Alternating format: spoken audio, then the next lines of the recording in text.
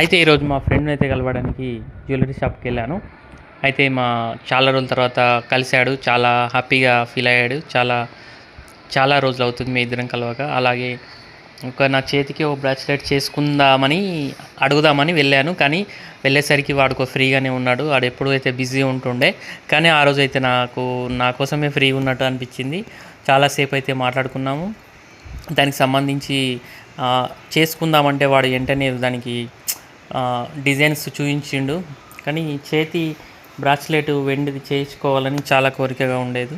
వాడు కొంచెం కష్టపడి కొంచెం ఎంత బిజీగా ఉన్నా కూడా ఆయన పని అంతా పక్కన పెట్టేసి నా కోసం కొంచెం రిస్క్ తీసుకొని కొంచెం ఈ మోడల్ అయితే బాగుంటుంది, ఈ రేట్లో అయితే బాగుంటుంది, ఇప్పుడు రేట్ కొంచెం తక్కువగా ఉంది చేసుకోమని చాలా చాలా రిక్వెస్ట్ చేశాడు. నాకు కరెక్ట్ టైంకి వెళ్ళినా కావచ్చు అని అనిపించింది. ఇక వాడు కలిసిన ఆనందంలో చాలా ఉంది. చాలా రోజుల తర్వాత ఇద్దరం చాలా బిజీ లైఫ్ అయిపోయింది. ఎప్పుడూ కలవలేదు ఈ మధ్యలో. ఆ రోజు చాలా మాట్లాడుకున్నాము. అలాగే వెంటనే అక్కడ నుంచి మేము టిఫిన్ చేద్దామని అనుకున్నాము. అక్కడ నుంచి ఇక టిఫిన్ ఏముందిరా బిర్యానీ తిందామని బిర్యానీ సెంటర్ కూడా వెళ్ళినాము.